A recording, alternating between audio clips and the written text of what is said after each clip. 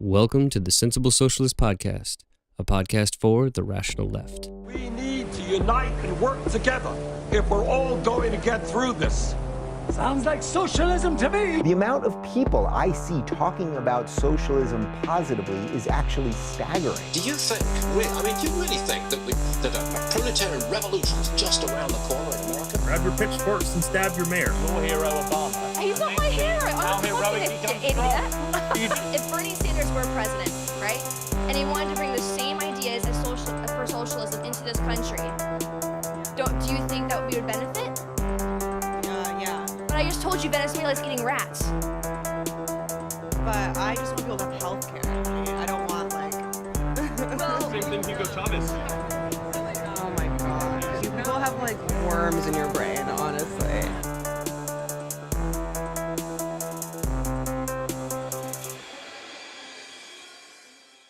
We didn't launch this campaign because I thought I was special or unique or better than anyone else. We launched this campaign because in the absence of anyone giving a clear voice on the moral issues of our time, then it is up to us to voice them. We launched this campaign because no one was clearly and authentically talking about issues like the corrupting role of money in politics, like the disturbing human rights violations being committed by ICE, by the fact that no one was giving voice to the idea and the notion that an entire generation is graduating with crippling loads of student loan debt, a ticking time bomb for our economy. No one was talking about these issues, and when no one talks about them, we have the duty to stand up for what is right. I think about oftentimes that incredible day on June 26th, when despite no attention, despite no media fanfare, despite the fact that no one wanted for us to get the word out on what was going on, we were able to organize everyday people knocking on our neighbor's door, and despite being outspent $4 million, 18 or 13 to 1, despite the fact that we were running against a 10-term incumbent, despite the fact that it was her first time running for office, despite the fact that we didn't have the money, despite the fact that I'm working class, despite all those things, we won. And that if we are going to turn this ship around as a country, it is not good enough to throw a rock at our neighbor's yard. We need to clean up our own house. That's what we got to do. If we continue to believe that we are a threatened, scarce, and limited nation, then that is exactly what we will become. What we need to do as well is realize that these short-term losses do not mean that we have lost in the long run. Does not. In 2018, we can be confident that what we are standing up for is what is right. And we will never be ashamed for fighting for what is right. We will never be ashamed for losing in the short term or having a short-term loss in order to have a lifelong gain. We will never be ashamed of that. These struggles that we are taking on are generational. These struggles that we are taking on are long. These struggles will not be solved in 2 years or 4 years. It will take our whole lives. But this is the fight for our lives. This is the fight of our lives. Because today is a milestone, but it is really a beginning. It is truly a beginning. And in order for us to get there, and I believe that we can always get there faster than we can, faster than we think, we have to keep organizing. We cannot stop. Electoral politics is just a tool in a larger toolbox of this movement. All right, welcome to the Sensible Socialist Podcast. That was Alexandria Ocasio-Cortez's election night victory speech.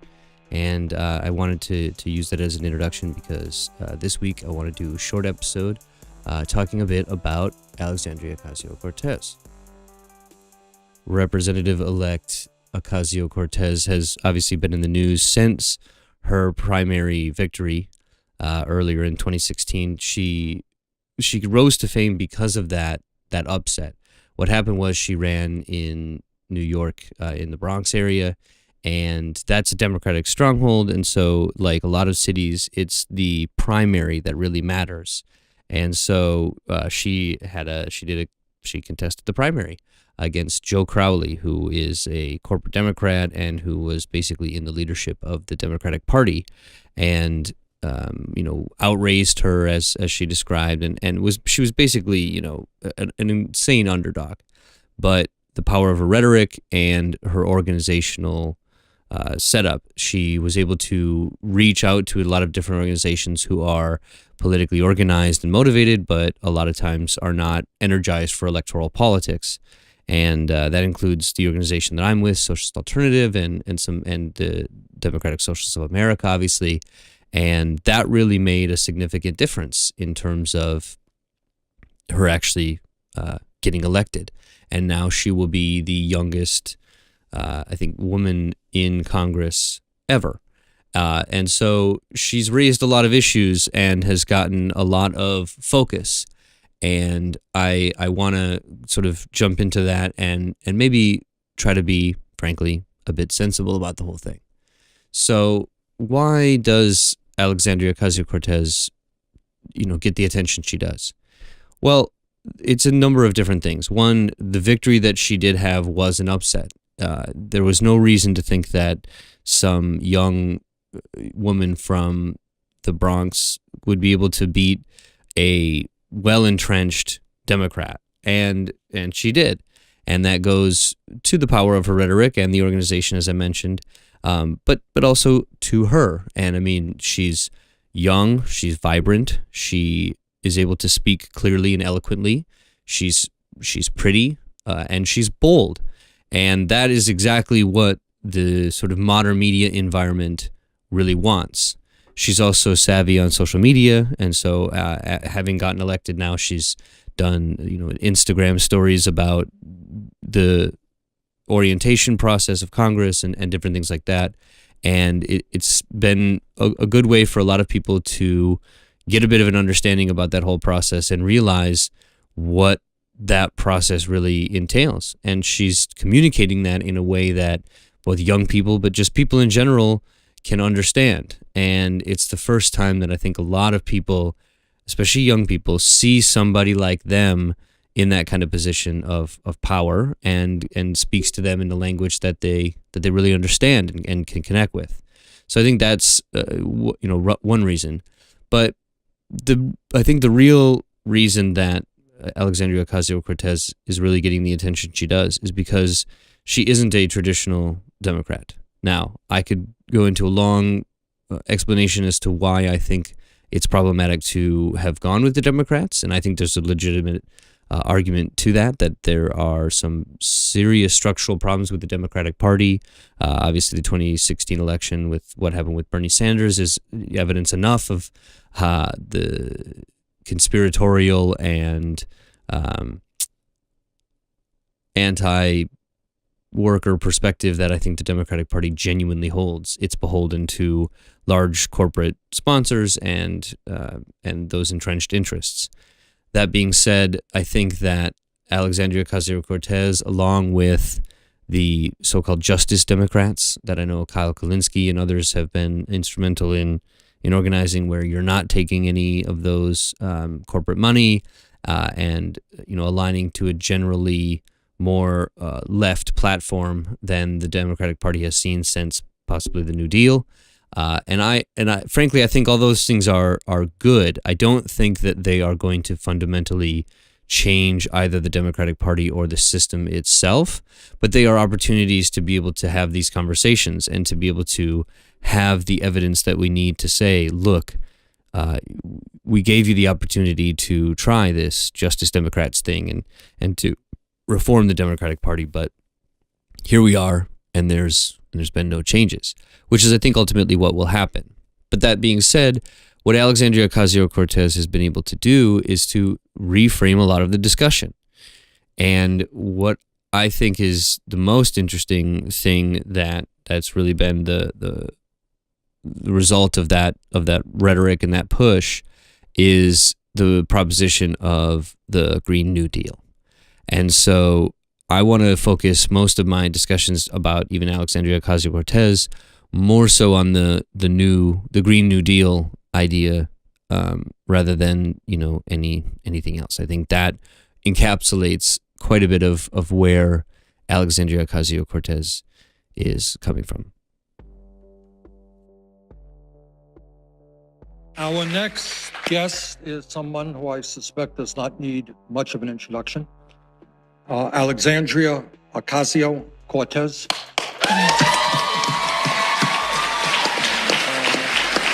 Is the Congresswoman-elect from New York's 14th Congressional District. She is a bold progressive fighting for a Green New Deal and for other legislation, not only in terms of the environment, but in all areas. They're going to protect ordinary people against the greed of big money. So Alexandria, we're delighted that you're joining us this evening. Let me start off with a pretty simple question. We have heard over and over again from the Trump administration and from fossil fuel economists that if we transform our energy system away from fossil fuel and we become more energy efficient and we move to wind and solar and other sustainable energy, what they are telling us, it's going to be a disaster for the economy. Is President Trump right? That's a hard one. I want you to think about it before you respond. Or is there, in fact, ideas out there that would enable us to create millions of good-paying jobs as we move away from fossil fuels? It's unsurprising that the response to any bold proposal that we have is to incite fear of loss, to incite fear of others, to incite fear of our future.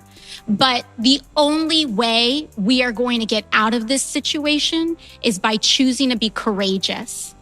That's the only way we're going to get out of this. And first of all, it's just plain wrong.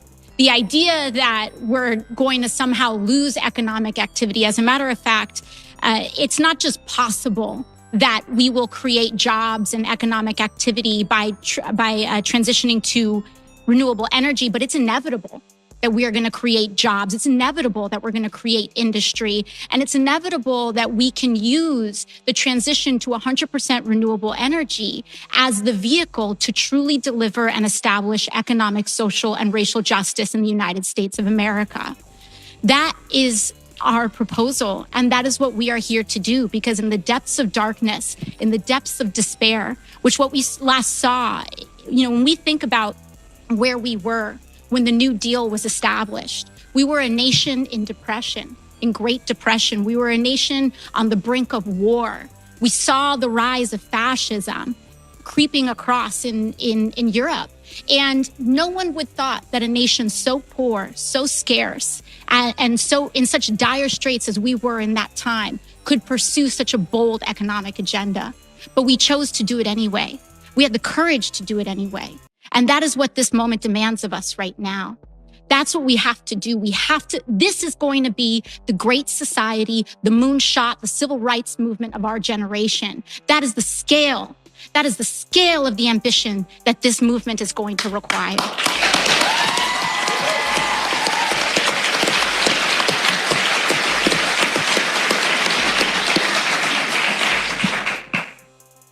How do we, I think what we all understand is that we're fighting for the future of the planet. But what Alexandria is talking about is that not only can we effectively combat climate change, but in the process, we can do good economics and create millions of good-paying jobs here and throughout the world.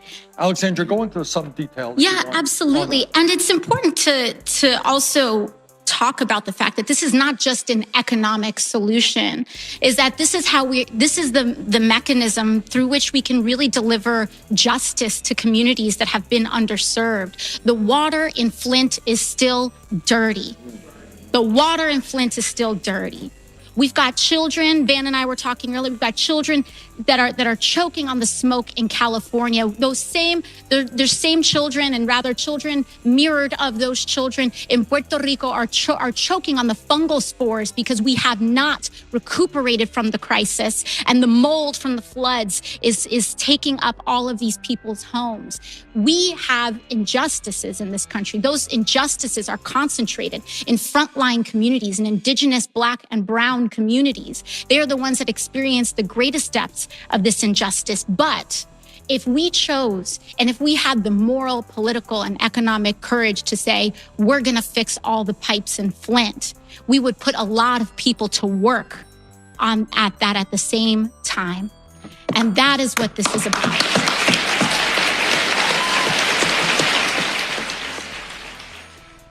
Can you just speak to the intersectional power of your Green New Deal? Yeah, it's really the core of that is leave no person behind. We cannot have a solution. We cannot move forward into our future unless every single American is considered part of that. And whenever we see oversights, oftentimes when we get to the negotiating table in laws, in policy making, there's this idea that, we can leave the poorest of the poor behind, or we don't have to worry about this tiny sliver of the population because they're just a tiny sliver of the population. And what that eventually does is that it creates a crack. And that crack really, if you think of there being like a crack in the dam, it's usually where things always break down. And when we create policy the right way with integrity, that honors everybody from the most vulnerable to the most powerful. When we acknowledge and see every person in this country, which is really what it's about, is that we have chosen not to see people in this country. We have chosen not to see people in this country until the majority of us have become unseen economically. Working people are not seen in the halls of Congress. Working people are not seen in policy making until we realize that the majority of Americans are working or working poor. I mean, I think it's through that negligence in how we cover working people. We think of, you look at this idea. I mean, I think it's funny, and I think it's been this kind of interesting puzzle in how media, and especially, right-wing media, but all media sometimes even treats me, because in our journey, I am a working person that won a seat against all odds. We were outspent $4 million, and I had $300,000 in the bank, all in small dollar contributions, and we won anyway. And people didn't know what to say. People don't know how to react. They say, she was just a bartender. Never mind the fact that I had experience in policy making, that I was an educational organizer. It's the idea that the amount of money you make for a living actually equals your worth in society. Well, can we interrupt this program to make an announcement about your shoes? Yes. I think we need at least a half-hour discussion about your shoes. Just kidding.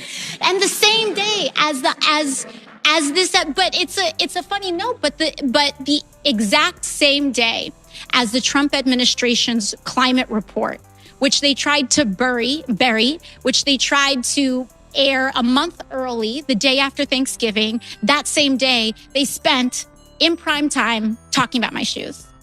And that is what I talk about when I say being unseen, is that they won't even bring it up.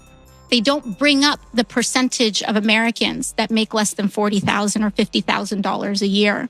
They don't bring up the fact that we have amassed some of the largest amounts of wealth in American history, but we have never seen so many people struggling and living paycheck to paycheck in the way that we are today.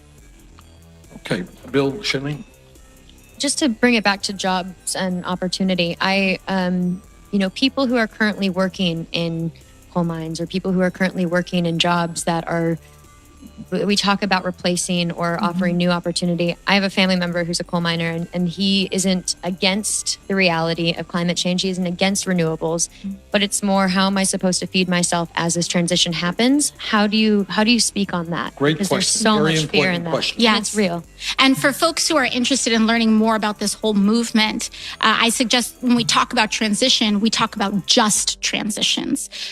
Transitions to renewable energy that also provide justice to all communities that are impacted, whether they are people that need to leave their homes on the shores of Puerto Rico, whether they are coal miners that feel like they may be transitioned out of a job. We need to have a just transition. That includes fully funding the pensions that all of these coal miners are due, of which they are being stripped. That means that we need to truly provide for those that are younger in their careers, truly provide educational opportunities in order for them to transition to renewable energy jobs as well.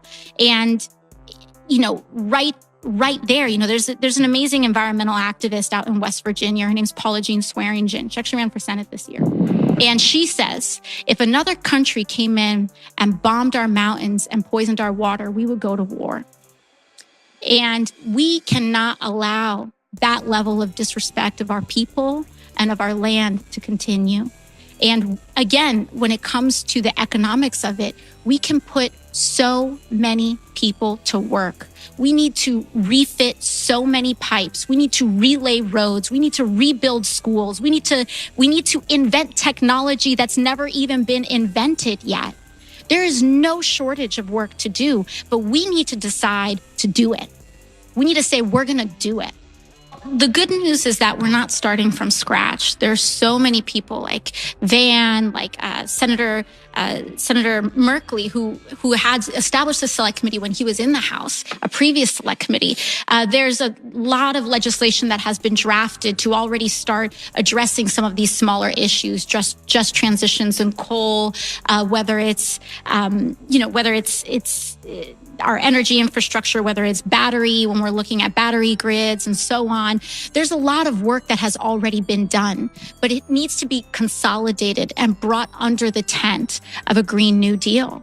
And when we try to solve this issue piecemeal, we are not going to get it solved in time.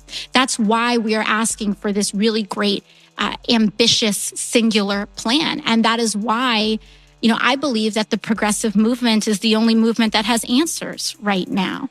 We're the only ones that are drawing from the lessons of history, from Franklin Delano Roosevelt, from some of the most ambitious projects that we have pursued in American history. And that truly, again, is the scale that it's going to take. So, I think that there's so much work that has been done, and there's some outlying questions, especially when it comes to investment in technologies. When we as a public choose to invest in private, when we as a public choose to invest in new technologies, we deserve a return on that investment.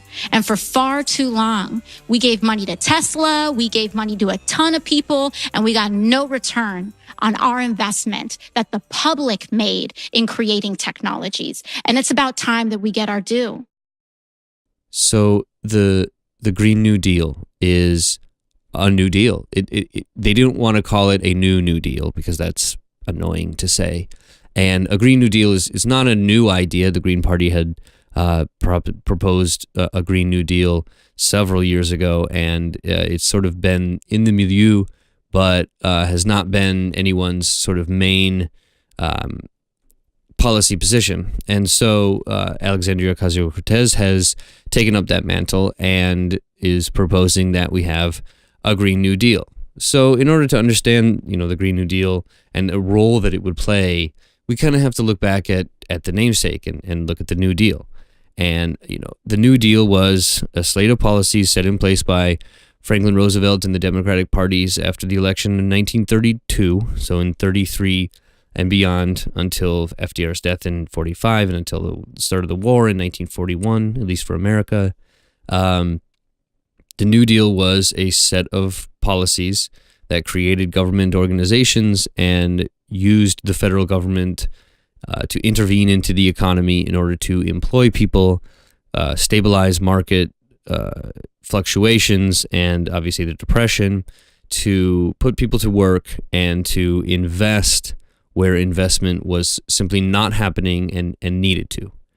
And this obviously was not politically a simple task. Many of the policies that were implemented in the first round of the New Deal were eventually overturned by the Supreme Court as a overbearing government influence in the economy outside of constitutional limits, which prompted a fight, and FDR wanted to actually increase the number of people in the Supreme Court, thereby stacking the court with people that were on his side.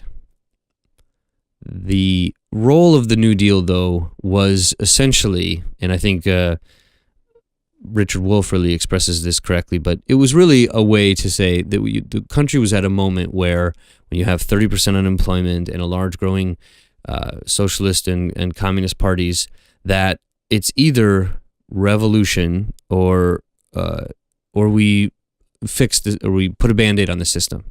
And there are enough people in the ruling class who are willing to forego a bit of their power and wealth to maintain their status, that the New Deal was essentially able to get in without a revolution against FDR or a coup, which there was plans for because of this increase in taxes in order to pay for the programs that the New Deal was all about.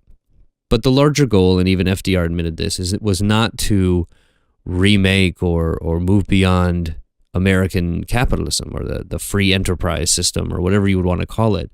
It was to save it. It was to make sure that you didn't have a Soviet or Bolshevik revolution. You didn't have the communists and socialists taking over and actually expropriating and nationalizing industries. What you had was state direction or state intervention into the economy in a way that was able to ride out the bad times and get the system back up and running so that we can see the engine churn just the way that it did, with all of the exploitation and the things that go along with capitalist production.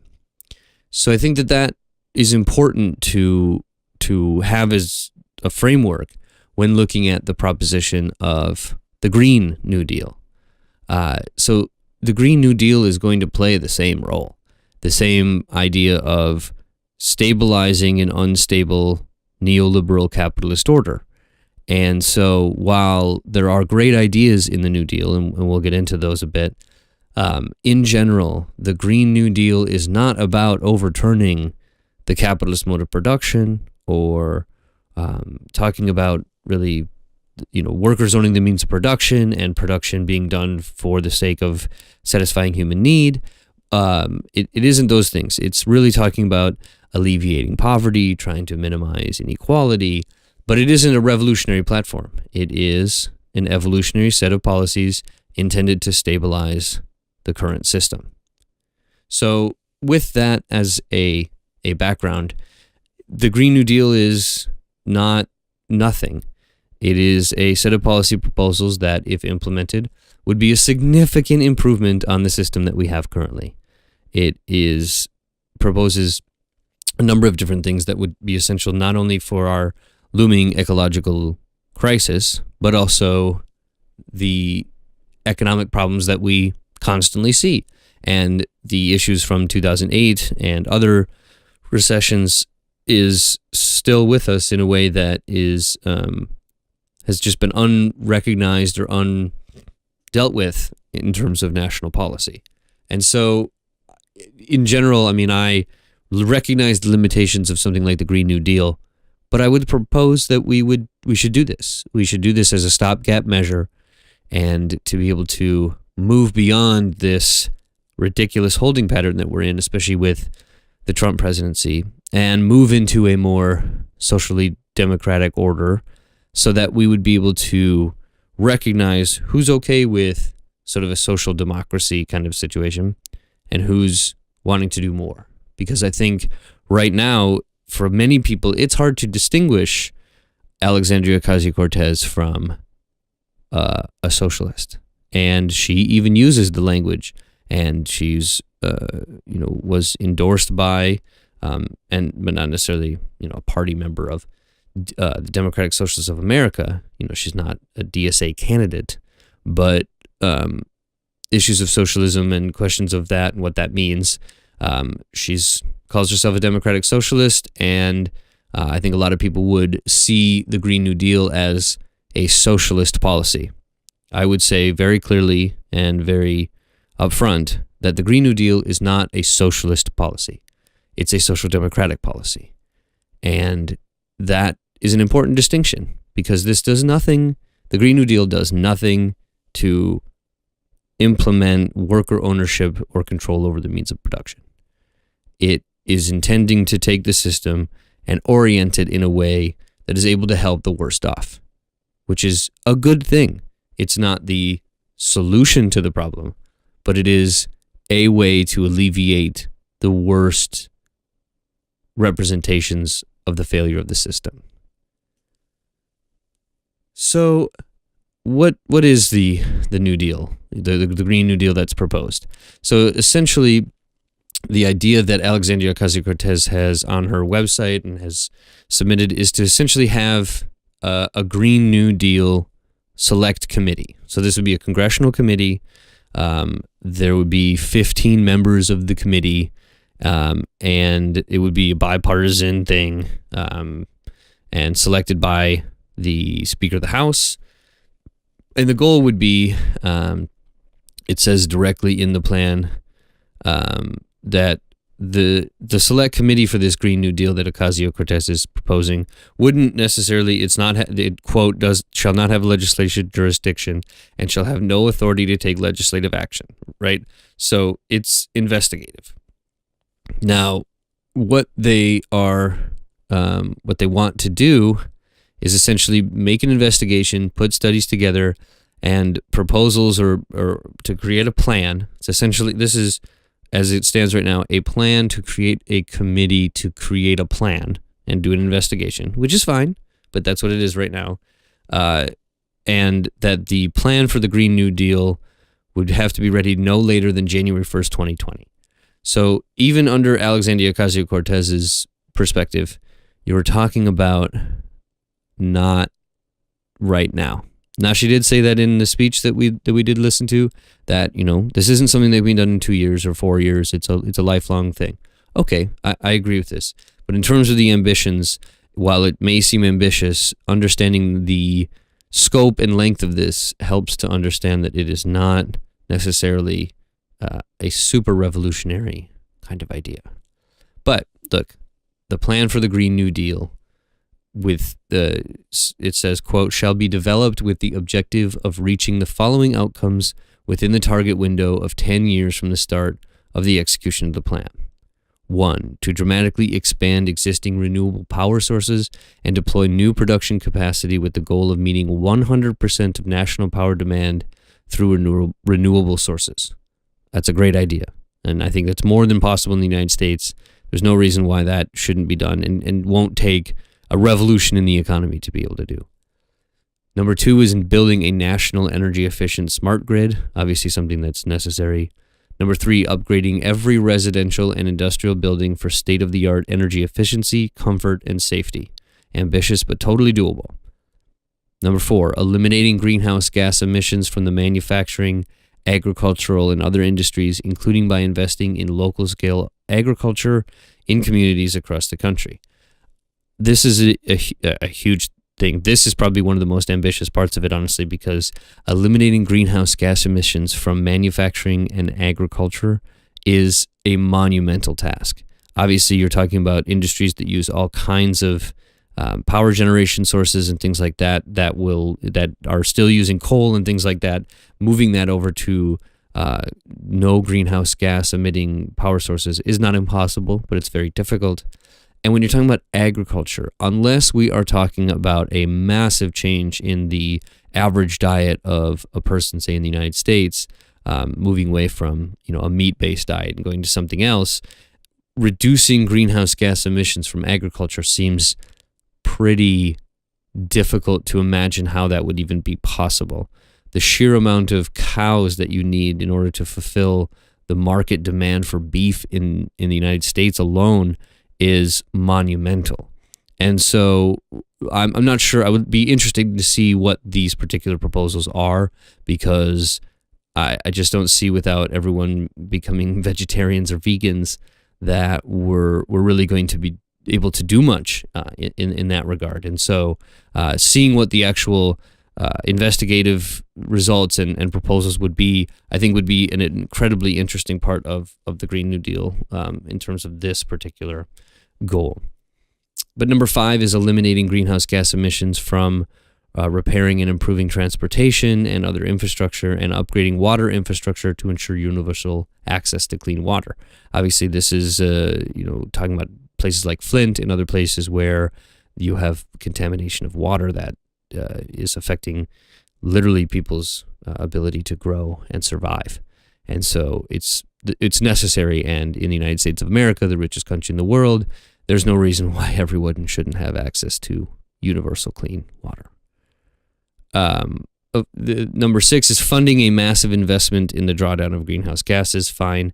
And number 7, making green technology industry expertise, products, and services a major export of the United States, with the aim of becoming the undisputed international leader in helping other countries transition to completely greenhouse gas neutral economies and bringing about a global Green New Deal. This kind of does show a bit of how far of a perspective some people have had, including, I think, Alexandria Ocasio-Cortez. The idea that this is not a Green New Deal limited to the United States, but is actually part of an international kind of program. I appreciate that. That's internationalist and makes a lot of sense to me. So, again, just reading directly from the plan here, it says, the plan for the Green New Deal and the draft legislation shall recognize that a national industrial economic mobilization for this scope and scale is a historic opportunity to virtually eliminate poverty in the United States, virtually eliminate poverty, and to make prosperity, wealth, and economic security available to everyone participating in the transformation. In furtherance of the foregoing, the plan and the draft legislation shall, here we go, 1, provide all members of our society across all regions and all communities the opportunity, training, and education to be a full and equal participant in the transition, including through a job guarantee program to assure a living wage job to every person who wants one. Sounds great. Sounds like a great idea. Now, we're not talking about having workers own the means of production that they're going to go into, but to at least have the government guarantee that you can get a job if you want one. Again, a stopgap solution, but not a bad one. Number 2, diversify local and regional economies, with a particular focus on communities where the fossil fuel industry holds significant control over the labor market, to ensure workers have the necessary tools, opportunities, and economic assistance to succeed during the energy transition. I think what this is sort of referring to is obviously coal and gas production that's done in Appalachia and Alaska and the off the coasts. And I think it's important to recognize that there are entire industries, large industries, very profitable industries, highly subsidized industries that will have a significant part of the workforce that will need assistance in the transition. And to be able to take a coal miner and make them a solar engineer, I think, is an important thing to understand, that is something that has to happen if we're ever going to make anything like the transition that this is even proposing. Number 3 is such an important thing for the United States that I want to give a little bit of emphasis on this, but is to require strong enforcement of labor, workforce safety, and wage standards that recognize the rights of workers to organize and unionize free of coercion, intimidation, and harassment, and the creation of meaningful, quality career employment. So in the New Deal in the 30s, you had labor legislation that set minimum wages, a 40-hour work week, and a number of different labor standards. The problem is that if you look at the history of the United States, that process, while looking great on paper, has never really been fully able to be realized. And so it's amazing that when we're talking about a Green New Deal, a new New Deal, we have to re-emphasize this part of it, because it's a recognition, it's an admission that all of the policies and things that we put in place in the 30s that, were helpful to American labor have been repealed, rolled back, which is also the big lesson of something like the Green New Deal. And one thing that one needs to keep in mind, that this is a Band-Aid, and the Band-Aid can be pulled off, and the wound can bleed again. And that's what happened with the New Deal. When Eisenhower came into the presidency after World War II, he said anyone proposing to get rid of the New Deal doesn't deserve to be in politics. Problem is now we have an entire party, the Republican Party, and a significant part of the Democratic Party who is in favor of getting rid of New Deal programs. So this doesn't stick. These may seem like paradigmatic changes, but they're not. They are stopgap measures that when the situation is right and the people who can feel that they have the ability to do so will be rolled back. That being said, it's an important thing to have, to require strong enforcement of labor, workforce safety, and wage standards, because something like wage theft is the largest form of theft to the tune of billions of dollars. So it's a necessary thing. Number 4 is to ensure a just transition for all workers, low-income communities, communities of color, indigenous communities, rural and urban communities, and the frontline communities most affected by climate change, pollution, and other environmental harm, including by ensuring that local implementation of the transition is led from the community level and by prioritizing solutions that end the harms faced by the frontline communities from climate change and environmental pollution. I think this is an important addition and a change from what we did see with the New Deal. The New Deal was a program that came from on high and said, here's what we're going to do. This is going to work. We're going to experiment, but it's coming from the government. Here, what we're saying is that the transition needs to be motivated by the government, but the actual implementation, if it is to be a quote-unquote just transition, has to be led by the community.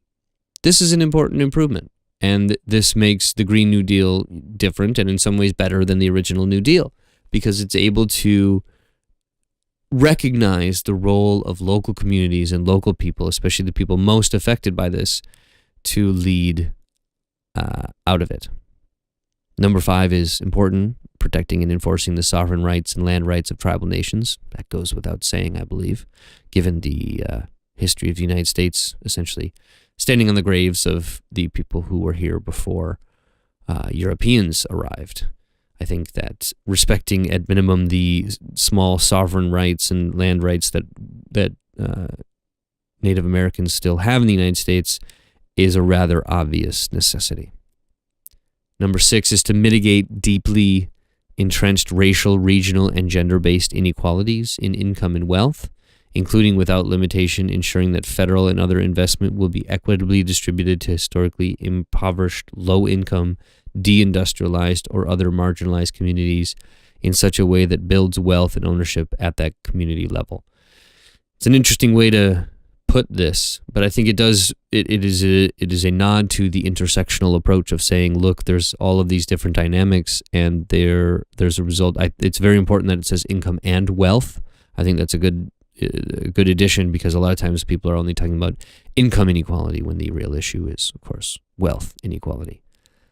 But if you're looking at it, how this would actually happen is going to play into the support and the frustrations and the way that people see it.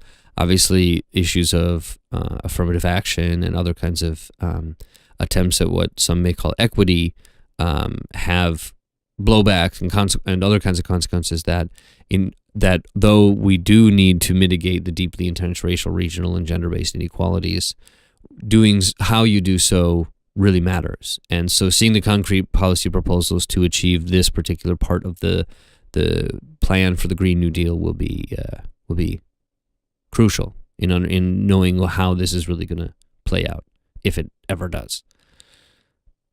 Number 7 is to include additional measures such as a basic income program, universal health care programs, and any others as the Select Committee may deem appropriate to promote economic security, labor market flexibility, and entrepreneurialism.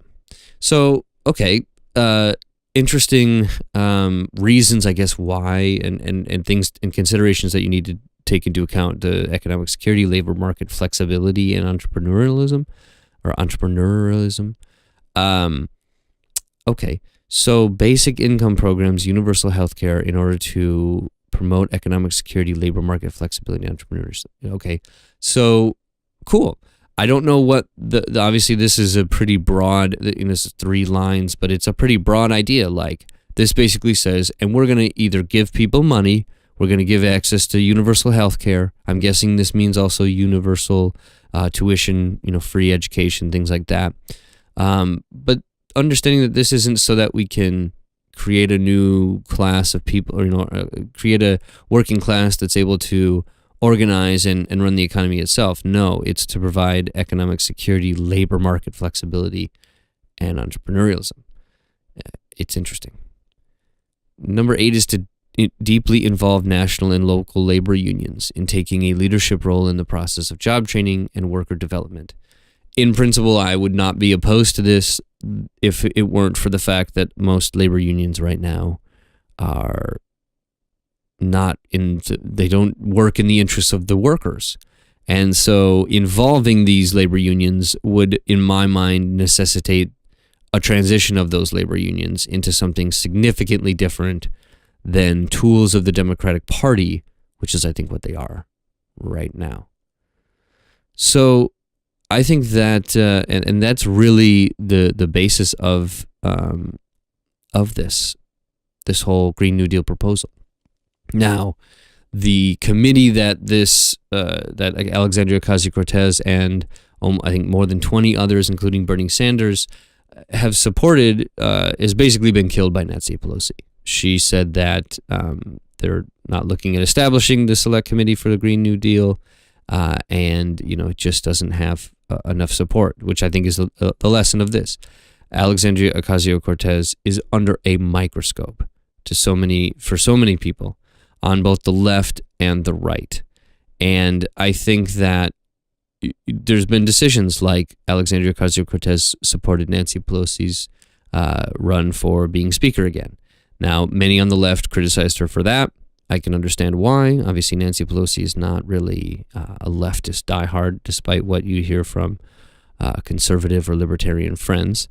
But I believe that Alexandria Ocasio-Cortez was making a political gamble, hoping that if she helped Nancy Pelosi get back into the speakership, that this Select Committee for a Green New Deal would be one of the results.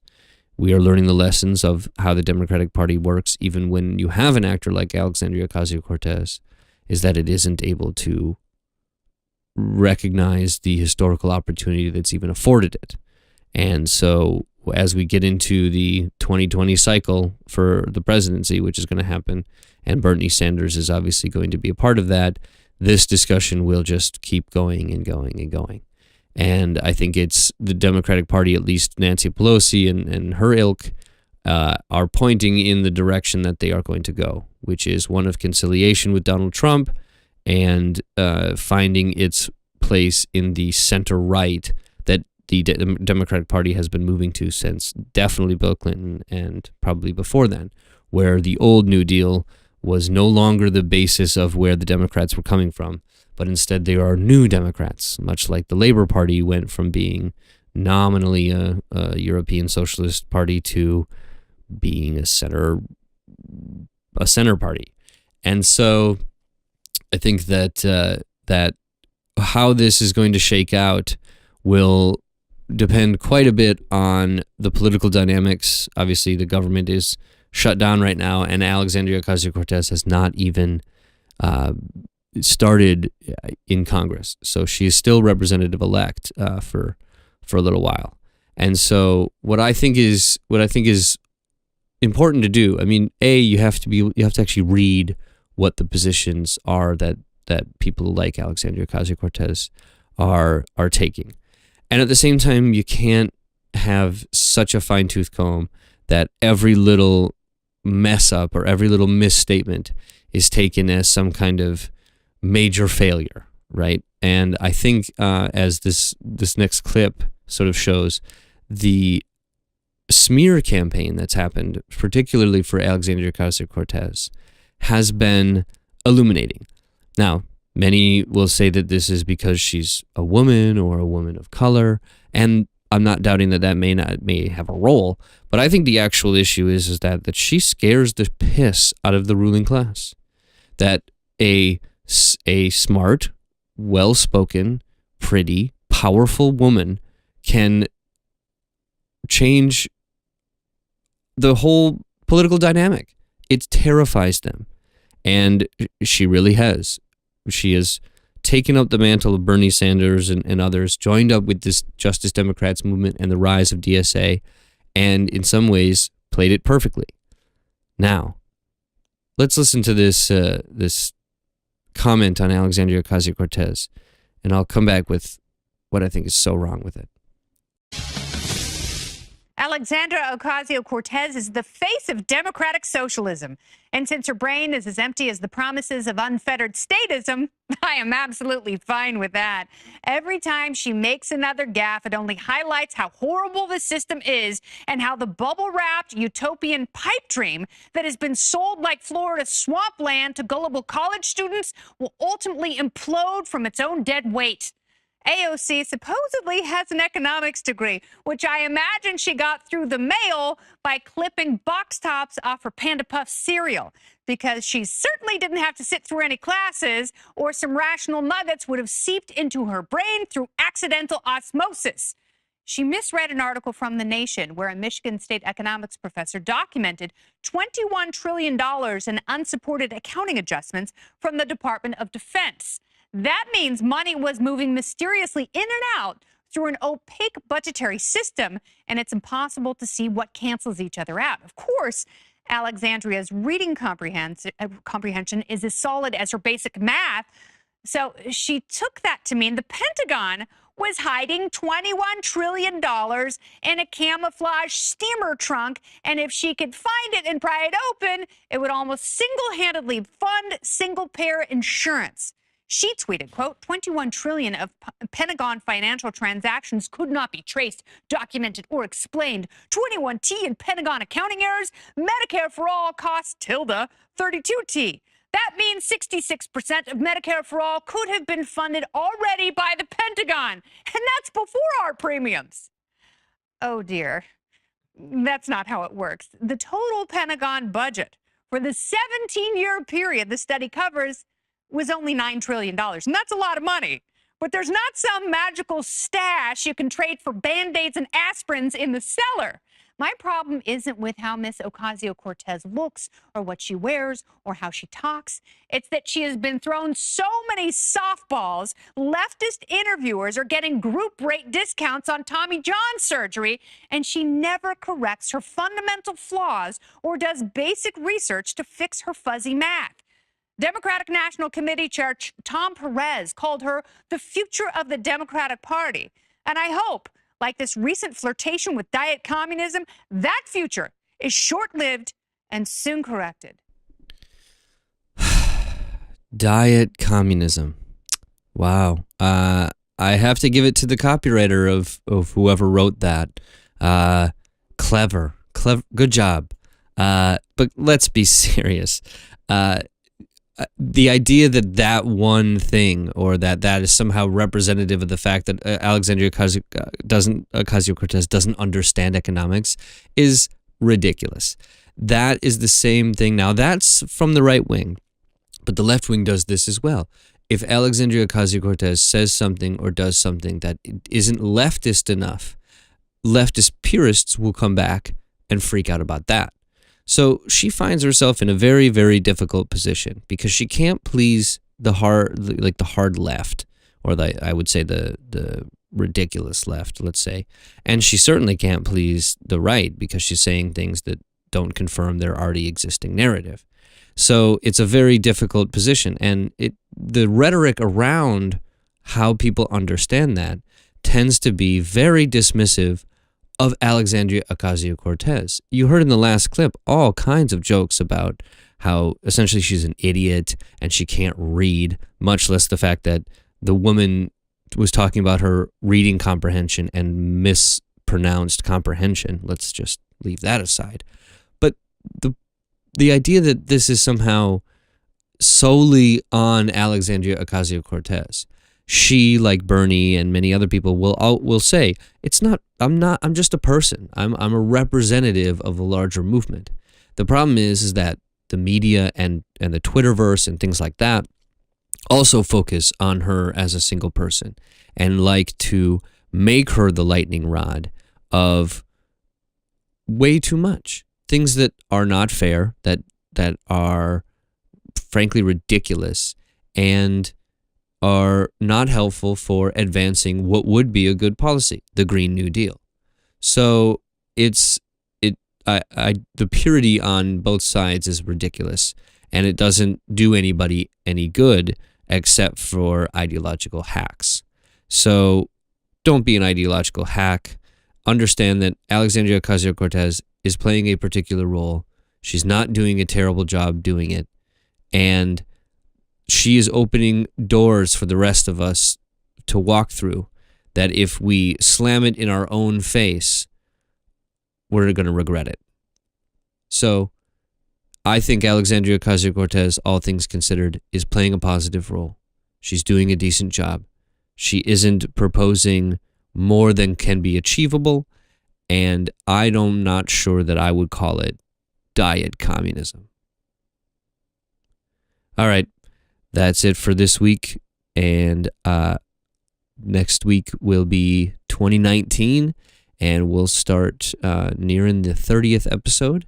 So appreciate you taking a listen, and if you enjoy what you see, check us out on social media, on Facebook, Twitter, Instagram, and YouTube.